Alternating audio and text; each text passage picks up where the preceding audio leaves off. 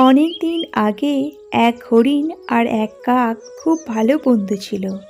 একদিন কাক হরিণের কাছে এক চালাক শেয়ালকে দেখে। ও হরিণকে বলে, হরিণ বন্ধু, শেয়ালের ওপর একদম বিশ্বাস করো না। হরিণ তার বন্ধুর কথা শোনে না। ও ভাবে আমার কিছুই হবে না। কিছু সময় পরে হরিণ খেতে চড়তে যায়, আর হঠাৎ কৃষকের জালে জড়িয়ে পড়ে। তখন শেয়াল ওকে দেখে হাসে আর বলে, আমি কৃষককে ডাকতে যাচ্ছি, ও তোকে মেরে ফেলবে, আর আমি পাবো তোর মাংসের টুকরো। কি মজা! তখন কাক তাড়াতাড়ি এক বুদ্ধি বের করে। ও হরিণকে বলে, হরিণ বন্ধু, তুমি তাড়াতাড়ি মরার মতো শুয়ে পড়ো, আর একদম নড়াচড়া করো না। কৃষক আসে আর হরিণকে দেখে। ও ভাবে হরিণ মারা গেছে আর জাল খুলে দেয়।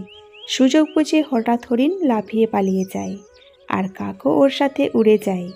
কিন্তু শেয়াল কৃষকের কাছে ধরা পড়ে। এই কাহিনী থেকে আমরা এটা শিক্ষা পাই যে কেউ হেসে দুটো মিষ্টি কথা বললেই সে প্রকৃত বন্ধু হয়ে যায় না।